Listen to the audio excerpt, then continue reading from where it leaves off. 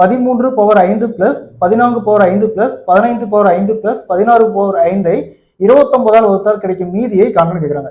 இந்த டோட்டல் வேல்யூவும் 29ஆல் வகுக்கும்போது வரக்கூடிய மீதி என்னன்னு கேட்குறாங்க. ஃபர்ஸ்ட் இந்த பேஸ் வேல்யூ அடிமானத்தை மட்டும் பாருங்க, அடுக்கு விட்டுருங்க. 13 பிளஸ் 14 பிளஸ் 15 பிளஸ் 16 இதை ஆட் பண்ணா 58 வருது.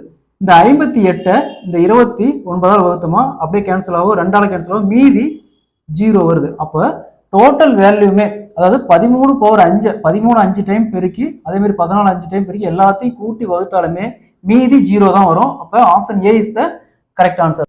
ஸோ இதே மாதிரி இந்த சம் பாருங்க, 17 power 5 plus 18 power 5 plus 19 power 5 plus 20 power 5 37ஆல் வகுத்தால் கிடைக்கும் மீதியை காண்பிக்கிறாங்க. இந்த சம்ம சால்வ் பண்ணி இதுக்கு ஆன்சரை கமெண்ட்ல போடுங்க. ஸோ அதே மாதிரி நம்மளுடைய அகாடமியில மேக்ஸ் அண்ட் ரீசனிங்க்கு தனியாக ஸ்பெசிஃபிக்காக ஆன்லைன் கிளாஸஸ் போயிட்டு இருக்கு. ஸோ நீங்க மேக்ஸ் மட்டும் நல்லா இம்ப்ரூவ் பண்ணணும், மேக்ஸ் அண்ட் ரீசனிங் ஸ்கில் மட்டும் இம்ப்ரூவ் பண்ணா நீங்க இதில் ஜாயின் பண்ணி படிச்சுக்கலாம்.